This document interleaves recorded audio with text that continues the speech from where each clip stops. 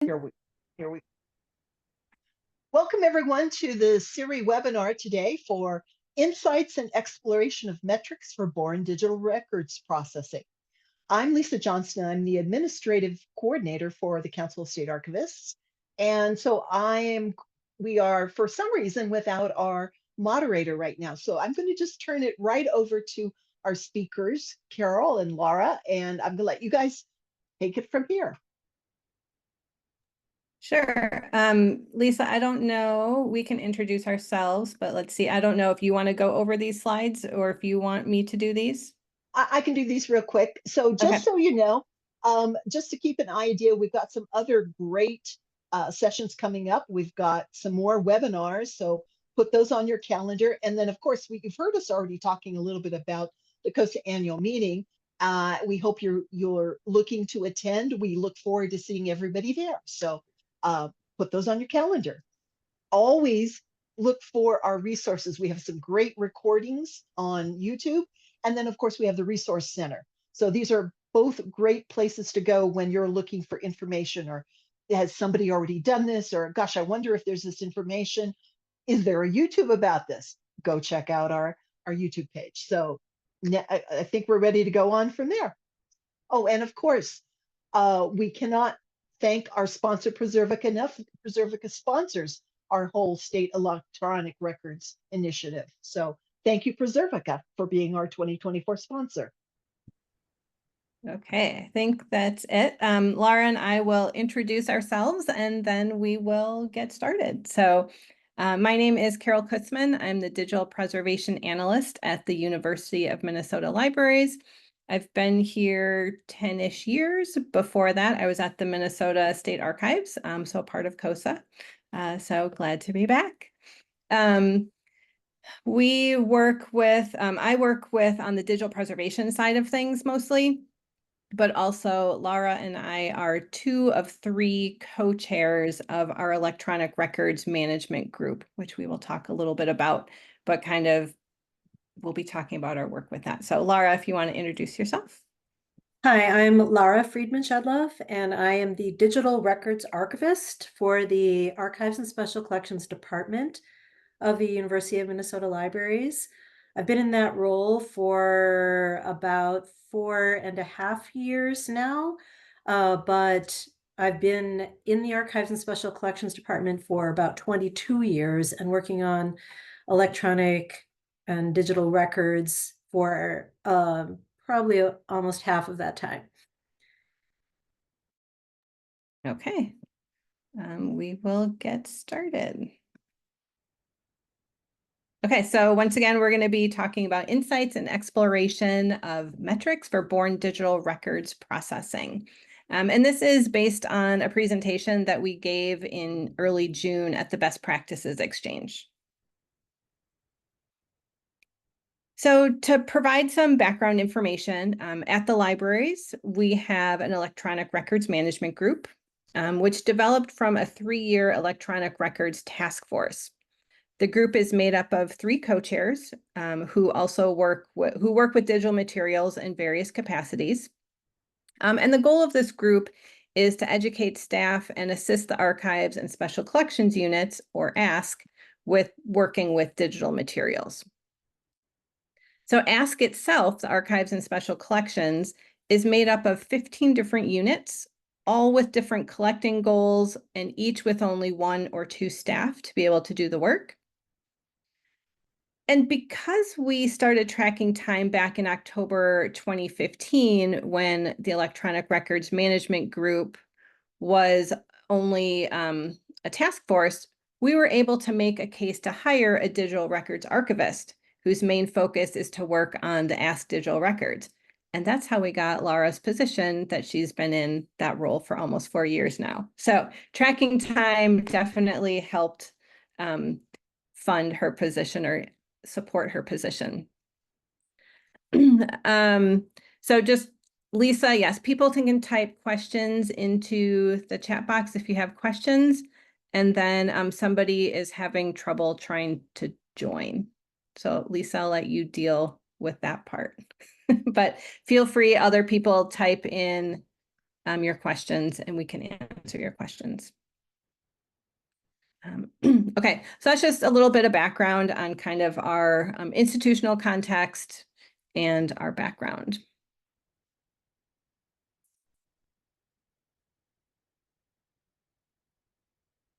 So after we moved from the Electronic Records Task Force to our Electronic Records Management Group, we continued to track our time. So starting in 2020, we began using a Google form to collect our time tracking data. That data then feeds into a spreadsheet, which we can use with some data cleanup to begin our analysis. So we categorize data into different types of work and ask for how long it takes to complete each task. So you can see the type of work on the right hand of the screen: file review, pre or post ingest, initial file transfer, meetings, processing work, running reports. Those are all different types of things that we're collecting data on of how long it takes to complete each task. The form needs to be filled out for each task because we decided to try to track these different, I can't talk today. We decided kind of over the time to try and separate these specific tasks to be able to figure out if we could do analysis on them that way. So separating those tasks allows us to do some data analysis, which is what we're doing now.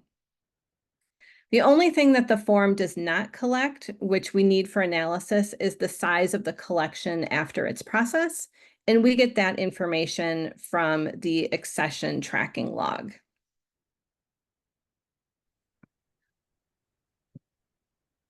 Hi, Bonnie. Hi, I thought this started at 2, not at 1. My mistake. I think we're all good. Okay, let me just run and grab my notes and I'll be right back. Okay.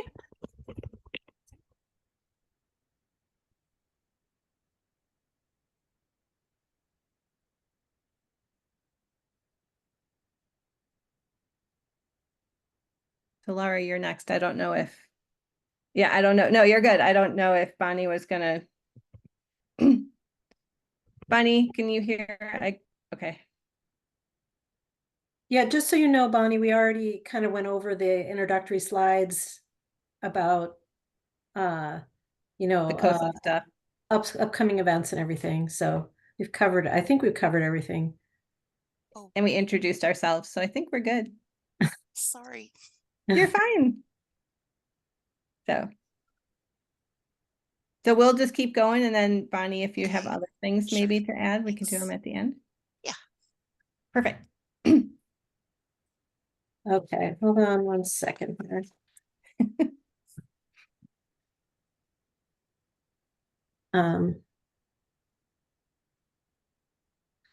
One slight complication.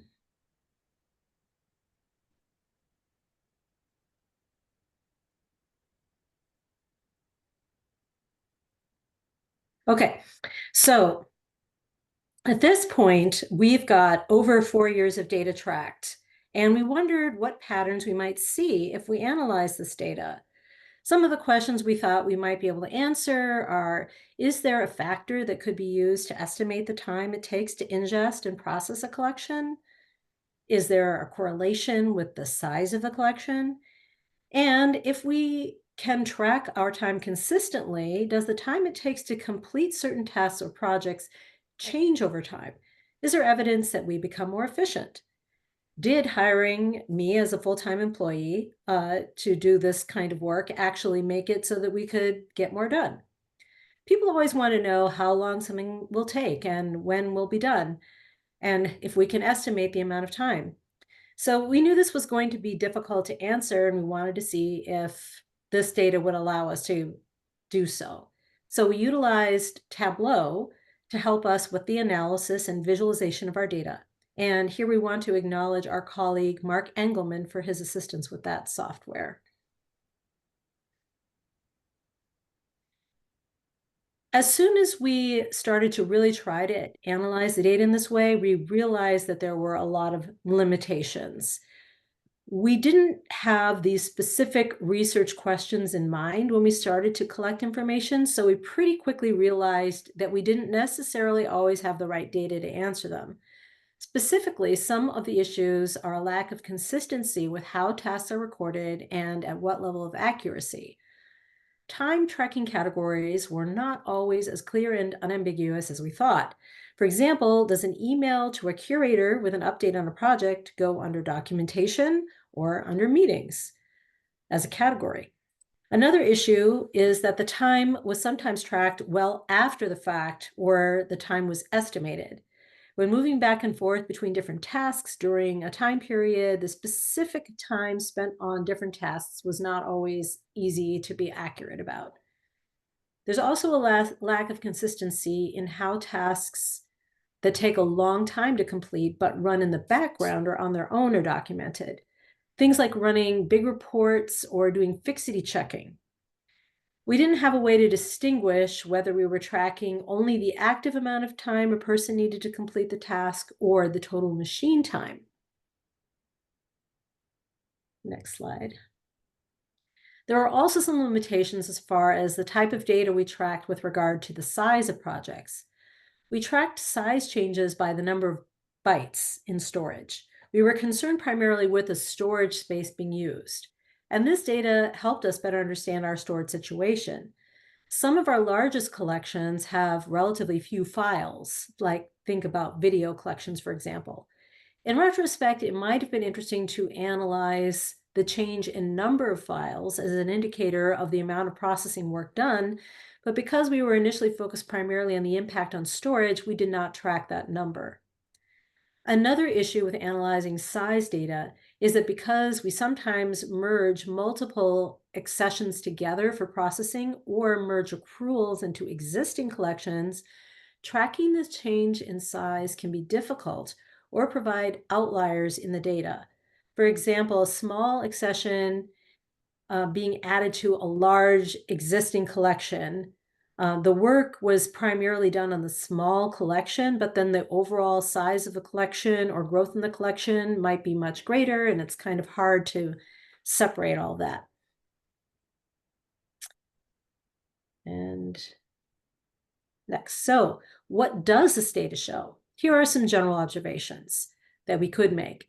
Over the course of 4 years, we tracked 120 separate projects, some of which could be accessions or collections, depending on what stage of the workflow they were in. Of these, 55 have gone through the complete workflow, so they've been completely processed, and we have time tracking data for the entire workflow. The storage size at initial ingest ranges from as much as 12 terabytes down to as little as 400 kilobytes. But about 40% were under 1 gigabyte, and the vast majority are under 100 gigabytes. Only 4 projects were actually over 100 terabytes at ingest. The total time to completely process an accession ranged anywhere from just 10 minutes up to 3,382 minutes. We can calculate a rough average of 302 minutes per project, or 0.75 minutes per gigabyte. However, those numbers are really pretty unhelpful for actually predicting the amount of time a given project will take, as we'll discuss further shortly. Overall, there was a total reduction of 80% in storage size from the total amount of bytes that we've ingested to the total amount of bytes that are stored after processing.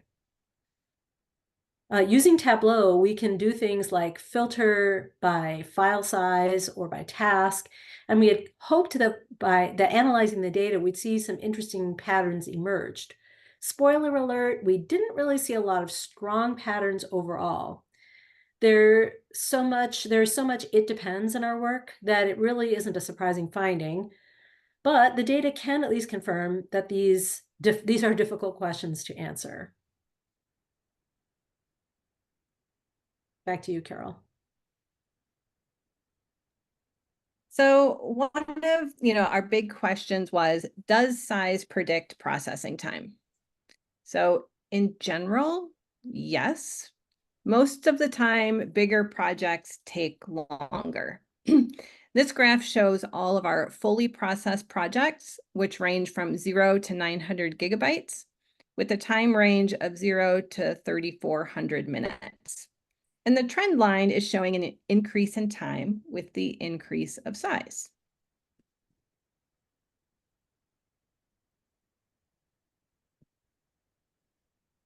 But zooming in on the projects up to only 50 gigabytes allows you to see the distribution a little bit more easily. This chart only goes up to 35 gigabytes because there weren't any collections between 35 and 50 gigabytes.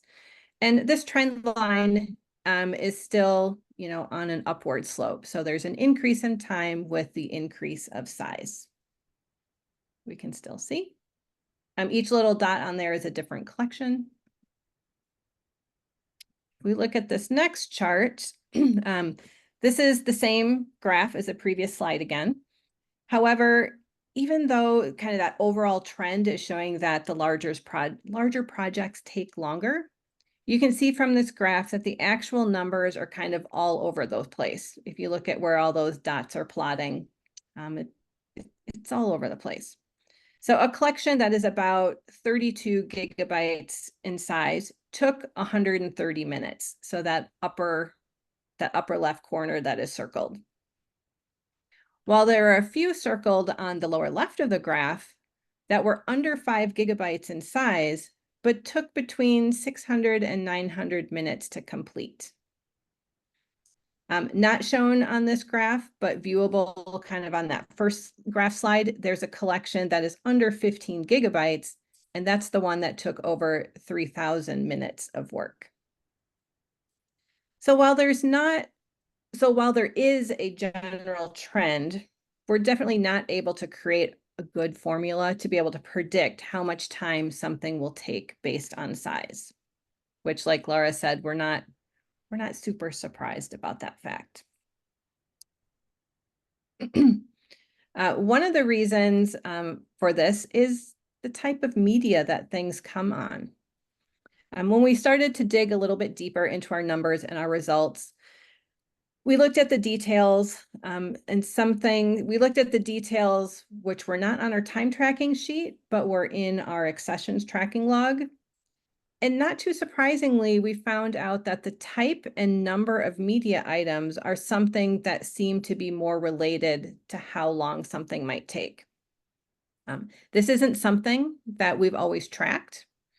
We have data that might say there's a box of discs, but we don't know how many. That could be 5, it could be 100. Laura's got a big collection. I think she had 300 floppy disks in one at some point, and we weren't tracking that in great detail. But this table shows examples of 5 different collections where we did know the media type and the number of media.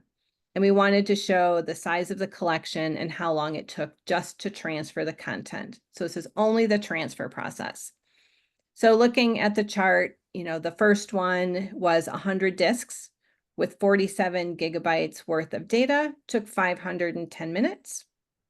While the next one down with 75 floppy disks and optical disks, had 40 gigabytes of data, took 517 minutes, while one flash drive with 32 gigabytes only took 7 minutes.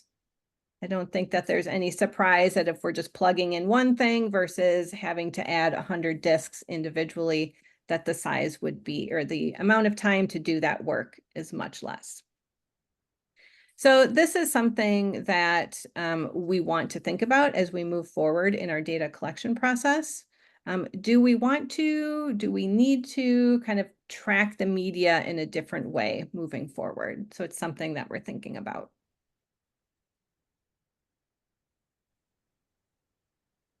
One of the other things we thought the data might reflect is increasing efficiency over time, especially for me as the person doing the majority of the work that's being tracked.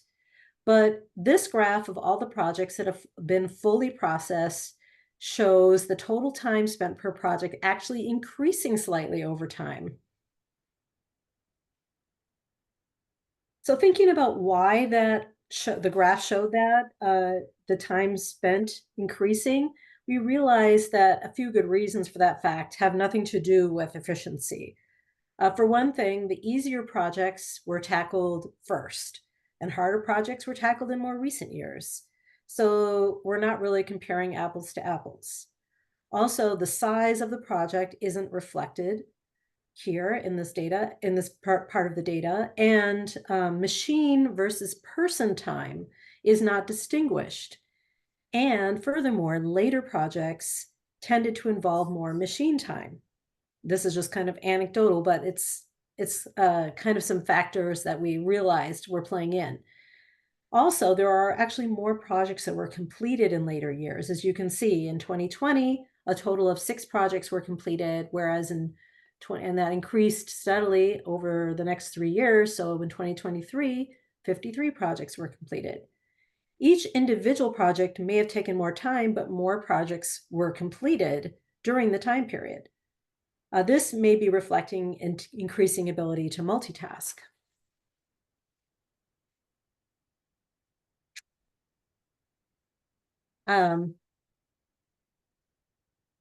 Also, the first graph showed the time spent on all tasks in the workflow.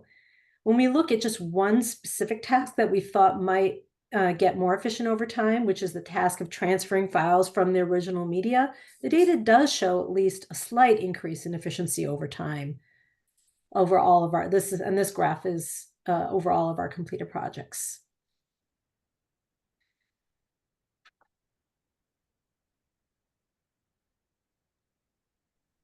So as the preservation person, knowing that we will continue to get digital materials to preserve, I found it kind of most interesting or valuable that if we looked at all of the collections, there's that overall reduction in storage space needed after processing. The data showed that overall reduction of storage space needed by 80% after the collections were processed.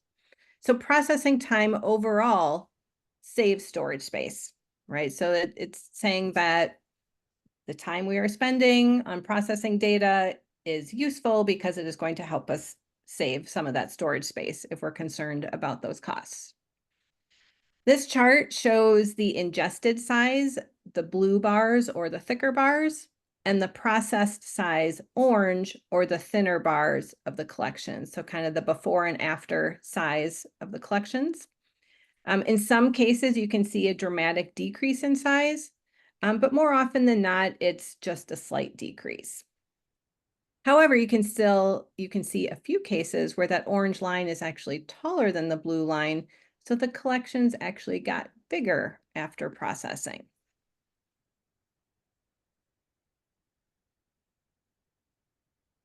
So how did some collections get bigger after processing?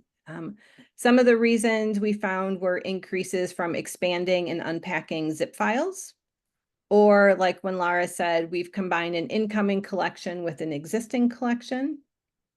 And this chart shows 6 examples of collections that increased. The graph itself is sorted by the change in size in gigabytes. And some of these changes were actually very small, but the percent increase is large for that individual collection. So, the ingested size in gigabytes, we're talking 0.0026 to 0.00269, not a huge number. The change in size in gigabytes is 0.0001, which is a 3.5% change. If we look at the next one, it went from 0.0057 to 0.0192, which is a 236% increase, right? Huge percent increase, but not necessarily a large amount. So this is just showing that, we've noticed some increases and trying to figure out why, looking at those zip files or combining collections with existing collections.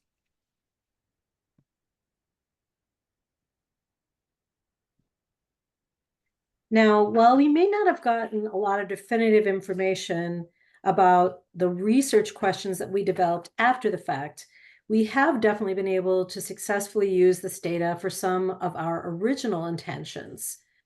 One of the original reasons that we wanted to track time in the first place was to understand the workload. By using this data, we've been able to track and more easily see who is doing the work and what work is getting done. It shows us patterns of which collecting units within our department have been able to make progress with digital records and which seem to have bottlenecks or barriers. It points to some units having resources to do this work, like staff, time, or even just interest, and maybe a higher comfort level for the work. This allows me to prioritize and target my activities in the units that are more behind.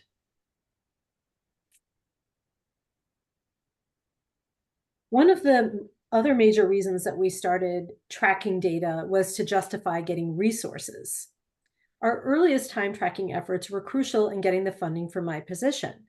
More recently, we were able to leverage the data to acquire specialized equipment that could help us with ingest of optical discs. We knew that we had a couple of accessions totaling over 5,000 optical discs that would need to be dealt with.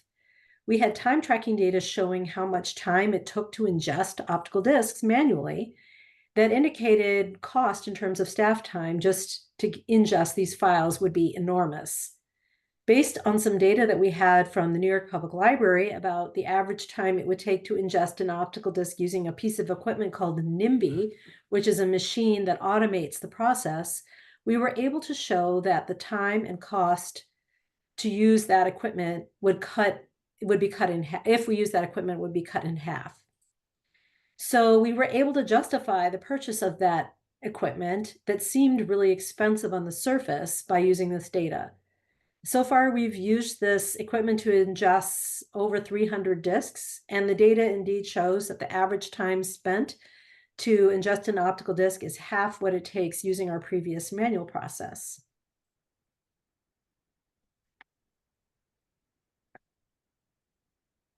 So to summarize our conclusions about the data that we've gathered so far, our data corroborates others who have already pointed out that size is not a very useful predictor of time needed to ingest and process a digital collection. We see a definite connection between the number and type of original media and the amount of time needed. We do think more could be learned by gathering more of that particular data. We also learned a lot about what the challenges to tracking this kind of work are, some of which may be easier to address than others. For example, we found that there was a need to clarify machine time versus person or active time. Another challenge is how to track projects when they merge. We can also conclude from this data that spending time processing is worthwhile from a storage and sustainability perspective, rather than just ingesting and storing.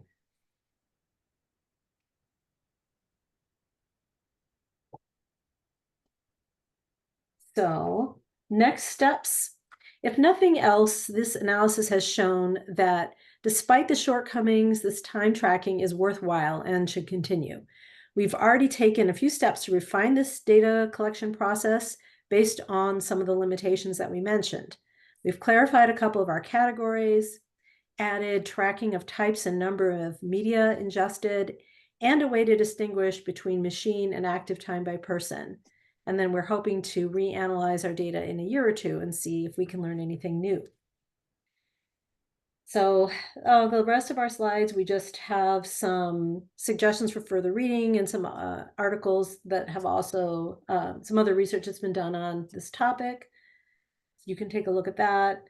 And now we have plenty of time for questions and comments. Okay.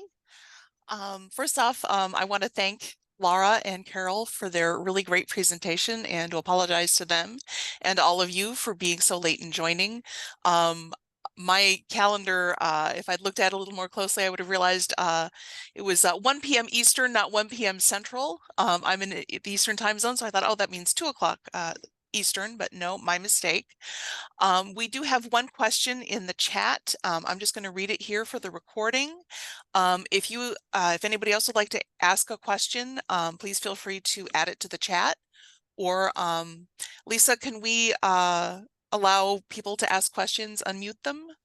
We can, if they will raise their Okay. hand, I will gladly unmute them. All right. Our first question let's see, how does condition get evaluated and documented in your digital appraisal and ingest process? This seems like the gist. And then Laura asked a clarifying question. What do you mean by quote unquote condition? So if the person who asked that would like to unmute himself or just follow up in the chat.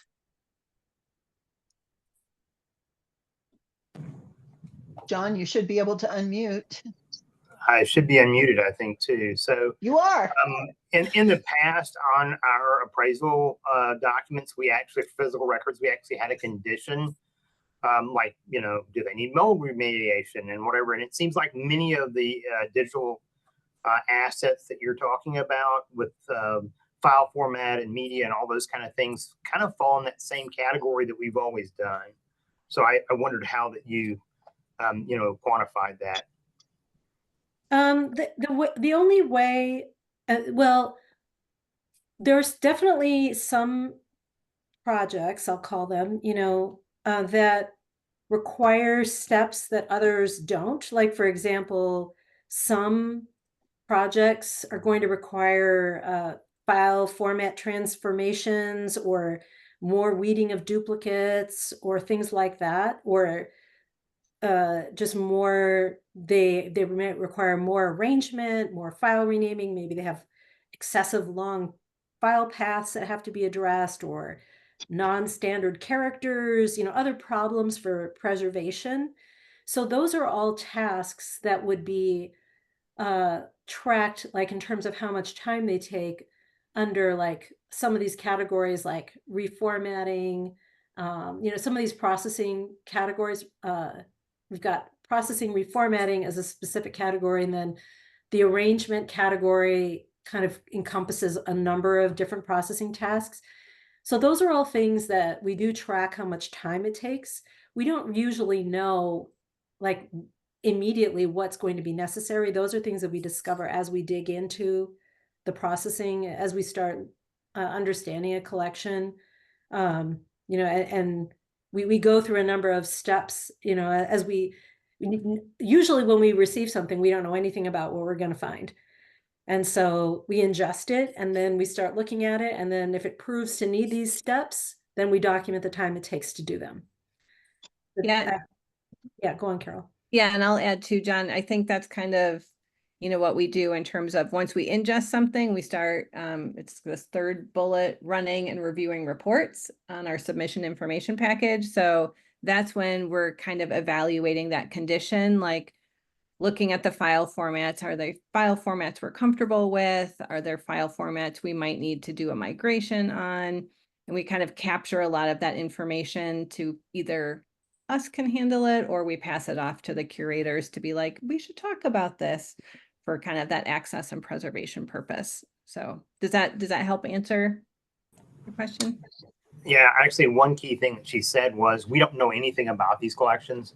And so oftentimes in government archives, we actually work with the agency and we know a lot more probably about the records than maybe you do in an academic setting where it's an extinct file that you have no idea what it is. So that's pretty telling. Yeah, absolutely. Yeah. And I think also in government archives, you're more often in a position to dictate like requirements for the files, perhaps, like they must be in this format, and, you know, so on and so forth. And we really don't have that kind of leverage in our situation. So what we encounter is really heterogeneous and unpredictable. Well, there's a lot of that in state government too. Yeah, I'm sure just because you might theoretically have power doesn't mean it actually works. But Yeah. We get both. So yeah. There are a couple of other questions in the chat. Can you provide us a link with tools you recommend? Is there any, you know, ready to go place? I'll send something we have. I can't type and talk at the same time. Our main tool that we like is Tree Size Pro. It's kind of our main tool that we capture a lot of our information from now. But I will share a link to my tools page. yeah, we use a lot of different tools for different parts of the process, and a lot depends on what media files arrive on, like in terms of what we might use to literally transfer the files and create, sort of our initial reports, what tools we use to say search for PII, what tools we use for like looking for duplicates, or like it can vary. TreeSize Pro does a lot of heavy lifting for us once we have the files sort of ingested for reporting and kind of understanding what we've got. But we also use like bulk renamer. We use a whole quite a few things. And yeah, so the resource that Carol just shared lists a number of things that we've used off and on. Okay. And we don't have any kind of like seamless, like one tool does all the magic kind of thing. That's for sure. yeah. Yeah, and as Carol pointed out in the chat, many of the tools that Minnesota uses are referenced in the COSA Resource Center.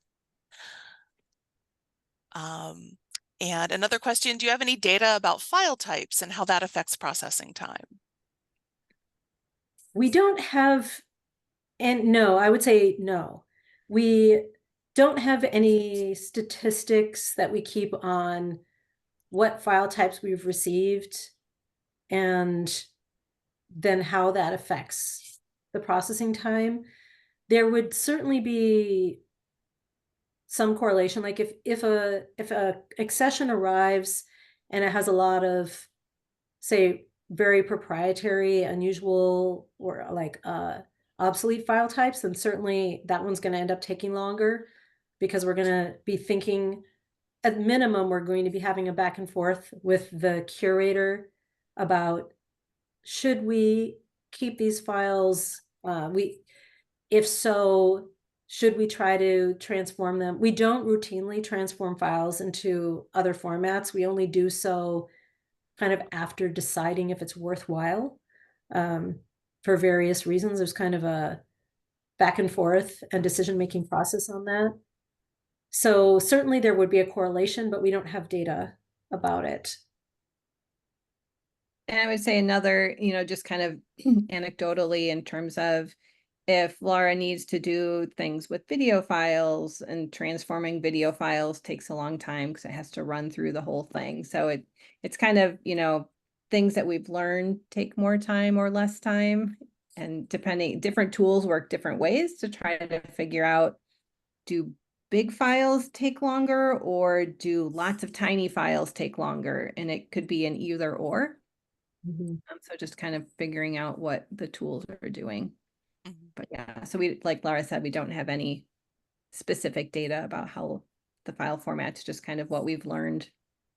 I think it would be interesting to try to get more data to try to see if there's definitely, like Carol mentioned, it's a little bit unclear if there's a clear connection between the size of the file and how long certain things take to run. Like if it seems clear that certain processes take a lot longer when you have very large file sizes, even if they're relatively few files, like very large videos seem to take forever for, say, Fixity to run or something like that.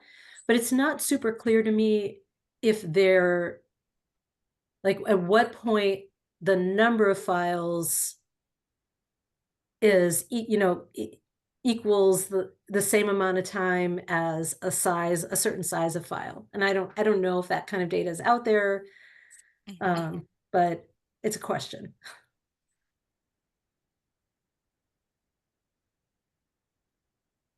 And it would probably depend a lot on like the processing speed you have on your computer and what exact programs you're using as well. Okay. Our next question, does any of your data collection help with identifying that your equipment may be too slow?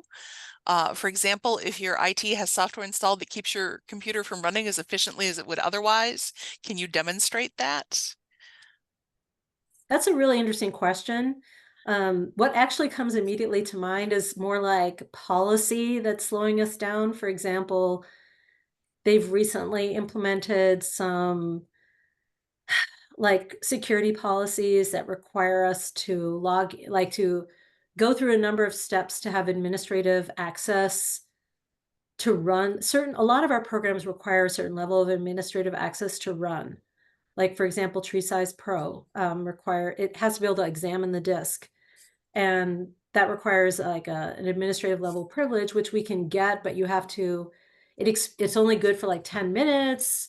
And then you have to once the program's running it, you still have it, but you end up having to go through these steps multiple times. And it's yet to be seen whether it's certainly inconvenient and annoying. But your question brings to mind like whether I could leverage some of this data to show how much longer it is taking me to do my work because of this policy. But yeah, we haven't noticed anything specifically with the equipment. And when we did, well, I take it back. We did actually use some of our early data to justify getting a FRED. We initially had a workstation that was a good one, but it was one that we just kind of spec'd out and had built to our specifications as our initial digital processing workstation. And at a certain point, we outgrew it, and we were able to show that that was the case. And do you have any more thoughts on that, Carol? Yeah, I was going to say, question keeps jumping. We're regulated too by getting automatic updates. So they're trying to keep the computers up to date and, releasing security patches and that kind of thing, which we don't have control over. So hopefully we're, kind of running the good security as well as having, the faster processes on there. But like Laura said, we now have a FRED and it's a fairly souped up one. So that's kind of where we're doing most of our work. So we're not running on just a desktop, that they're going to give you out of the box. So we've got, lots of storage, lots of processing power in there when we spec'd it out. So that helps. Yeah. And just as an FYI for folks new to this field, a FRED is a forensic recovery of evidence device. A fancy computer for. Yeah. It has, it has like a RAID and, a lot of storage and a fast processor and a lot of built-in ports for legacy and various types of connections, things like that. It has like a write blocker built in and other things that are helpful for this kind of work. And Bonnie, can you do Mallory's question first? Because it kind of ties into the FRED and then go back up. Okay. Do you have any kind of quarantine process to scan files before introducing them to the network? So I'll say that our FRED is on the network, but not on the network. So it's kind of separated, and we've put, so John's question is, most FREDs are run off the network. Is that true with ours?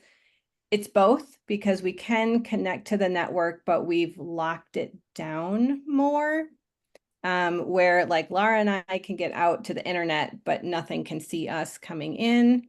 In terms of the security and that quarantine process, our IT says Windows will catch it. I'm not sure if that's the best process, but so far we haven't had any security issues with anything, but we're relying basically on Windows Defender to catch any of the viruses or anything that are coming in. But we did have to connect. We need to be able to talk to the network because our quarantine is basically we keep things on the FRED and then we move a copy to our network storage, and that's where our curators can work on the materials. And then that way, if they mess up, we have a backup copy on the FRED. So we have 2 copies until they're done processing. And so that's kind of how they're connected, but also how things are protected on the FRED.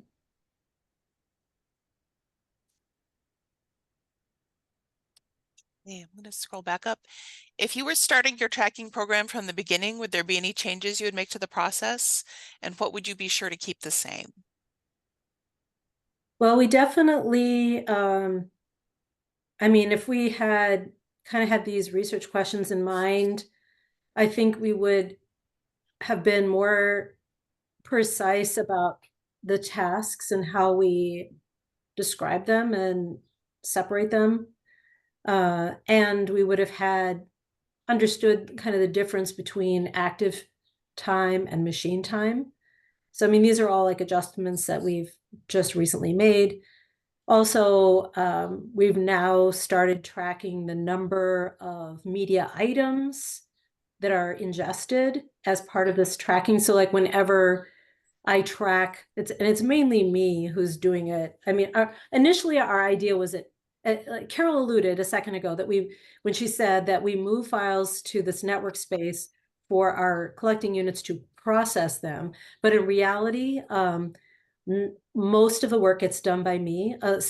I have to really kind of press and work hard to get staff in the units to do the stuff they need to do, because I don't have the content knowledge necessarily. Some of the decisions and processing work really needs to be done by somebody with that content knowledge. And it's kind of, that tends to be a bottleneck, because those folks have got a lot of other things that they're trying to do, and processing is not high on their list. But then getting them to actually track the time that they do it is usually at best going to be a broad estimate. So the majority of the really granular kind of time tracking is done by me or by Carol. So anyway, though, even so, for my own purposes, I now have like more consistency in how I track these tasks, over time. And we've added places for when I do the ingest piece to indicate the number and type of items that were ingested. So we can correlate that, like whether it was 300 floppy disks, or was it one external hard drive, or was it downloaded from Google Drive or something like that. So those are all things that, yeah, would have been nice to have known earlier. And one thing I'll add too is, before it was a lot more people trying to do the time tracking early on, rather than mostly just Laura, but we're also trying to balance, we don't want people to spend a lot of time tracking time. And so how do you capture the information without adding it to be another huge task that people have to do? I saw that there was a question, I think it's commenting on something that I said, so I want to be sure I understand. It says, so there may be massive time-consuming projects that are deleted once it gets to the processing staff. I'm not sure I understand what my said. That was me again. So it sounds like that you actually may do a lot of digital processing work on something. The thing goes to the staff that have that content knowledge, and they may decide that there's nothing of value there and just delete it all.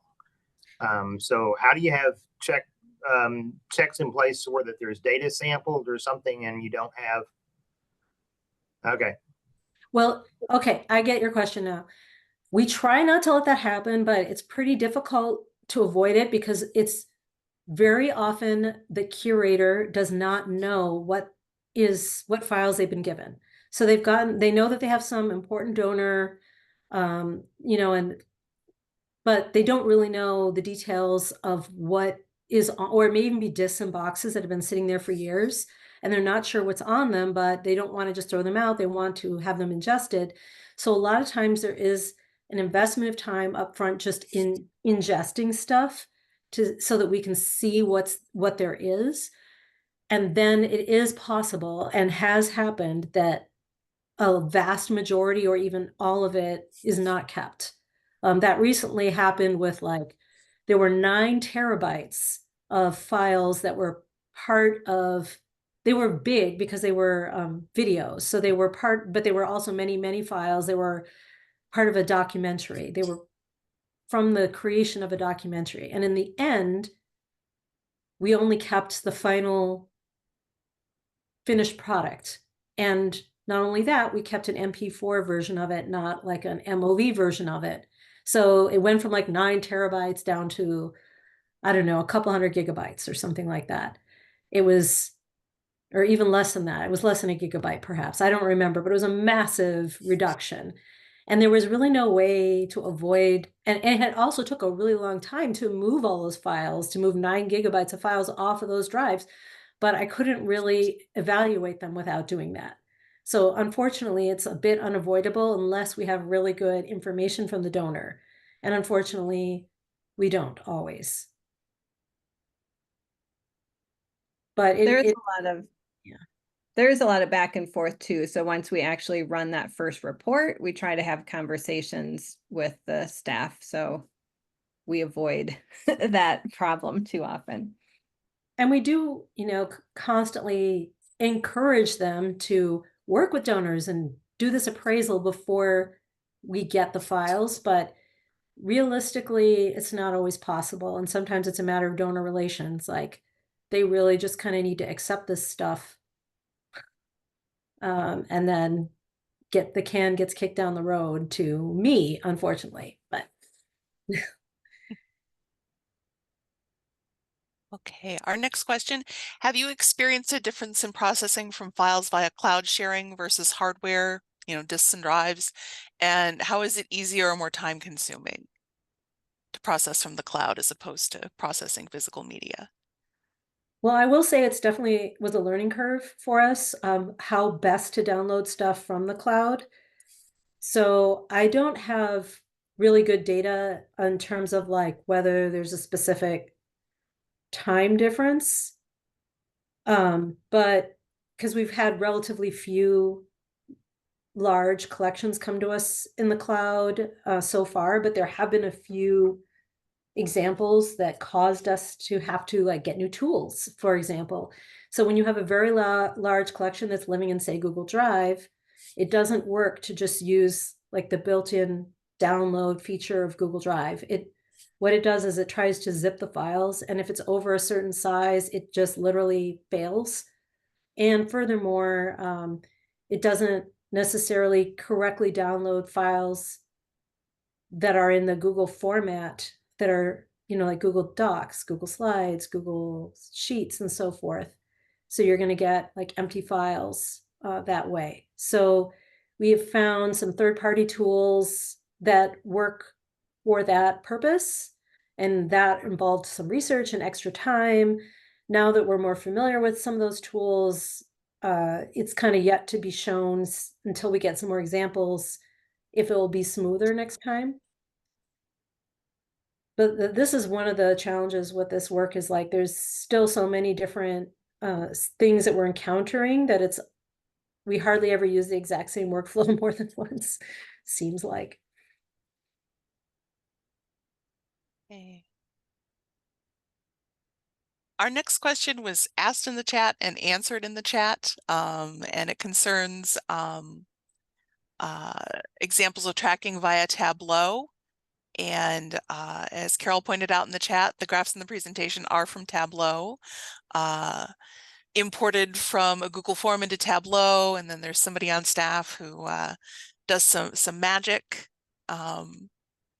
Carol, I don't know if there's anything more you wanted to say about that, or Laura, if you wanted to.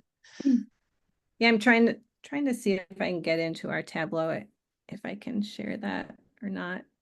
But yeah, basically the spreadsheet that is gotten from the Google time tracking sheet, Laura has done a little bit of data cleanup on it. And after that cleanup is done, we're able to import it or share it with Tableau. And then our Tableau guru kind of made some tables and charts for us. And what's really nice about it is we're able to filter the data that way. So we can filter by like the project status. Is it complete? Is it partially processed? By size, by the project, by who's doing the work, by the collecting unit. Each one of these shapes is a different collecting unit. So, like these blue squares is a unit that's doing a lot more work than this green diamond-ish type shape. So we can kind of visually see that too. But yeah, but Tableau has a weird licensing thing. So only a few people can do the actual work for us at the university.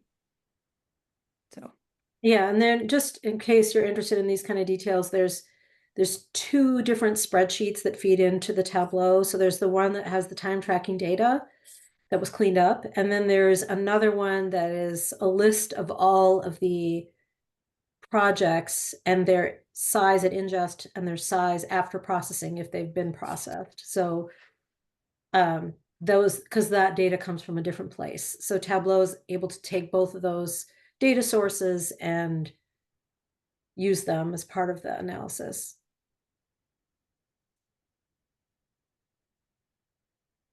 And we fortunately have somebody on staff who's like expert in Tableau. So we had a lot of back and forth with him. And, you know, told him initially like what kind of graphs we were interested in, and he created them. And then we said, no, tweak it this way and do this and that. And so it was quite a lot of back and forth over the course of several months to get it to where we were happy with it. Okay. I'm not seeing any other questions in the chat, but I do have a question for you, and that concerns the 80% drop in space taken up. And I'm wondering if that's just the result of, getting rid of, almost 9 terabytes of video data. It's just, it's a little different from my experience. I've discovered that, if it's a lot of small files, then the storage tends to go a little up. If it's a small number of large files, it tends to go down, at least in the transition from, Windows to Preservica. But I was just, 80% is a really impressive figure. Well, you definitely can see that like the two big blue bars with the really small orange one represent, like there's 2 or 3 collections that represent the largest difference. And those, so they are probably outliers. They were just unusually huge. And it turned out that we were able to significantly reduce them in size for various reasons. So it is, I wouldn't necessarily say that, yeah, all this data proves that you're always going to have this result, but it's encouraging to show that it's worth spending the time, I would say.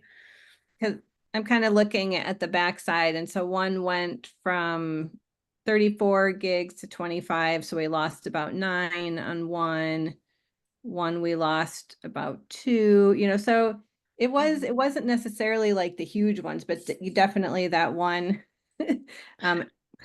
definitely made an indent. But I think we might have even pulled that out, and we were close to 80% with that as well, because we were like, well, that's a huge number, but it was still close to 80%, which I was surprised about. So, but it's my, as the preservation person, it's my little, stick and carrot of, you need to actually look at these things, because I can't store it all for you forever. And I think that there's also like, it's not an unusual practice for reasons that are understandable to just ingest things as, say, disk images and then just store them, like bag them up and store them. And that the problem with that, I mean, it does take up a lot of storage space. For one thing, disk images are usually quite large compared to maybe the actual data you care about, because the disk image will capture every bit that's on the media, and maybe only a small percentage of them are actual files. And then furthermore, you haven't done any kind of, possibly, depending on what you knew about the files before they came to you, appraisal of them or consideration of the like file format, that maybe like it's an MOV video. Do you need to keep it in MOV, or could you keep it in MP4? That's that may be a judgment call. But so those kind of questions, our point here is, if storage space is certainly not unlimited for us. We are bumping up against storage space on the regular. So like we ask for more, and then it gets filled up because more and more people are using file formats that take a lot of space. So it's something we need to be thinking about. Okay, Laura, I think you just did a great job of answering the very last question in the chat. and Carol actually chimed in on the chat as well, whether, where your collections are coming from affects, some of these issues. It is 2:00 sharp right now, at least Eastern time. I'd just like to thank Carol and Laura for this superb presentation and encourage all of you to stay in touch with COSA. There will be another webinar next month. So we'll see you then. And just keep track of what's going on COSA's website and social media. I think someone was asking about the resources page. Are our slides going to get shared? Yes. Okay, so yeah, COSA posts webinar recordings to YouTube, and the slide deck will be on the COSA site. If you just Google SERI webinars, you will get the upcoming webinars page, and there will be there should be a link to the recordings on the right-hand side of the page. There may be a so much slight delay in posting because Becky is out of the office this week, but we'll get them posted next week as quickly as we can. Okay. Thanks, everyone. Thanks, everyone. Everybody.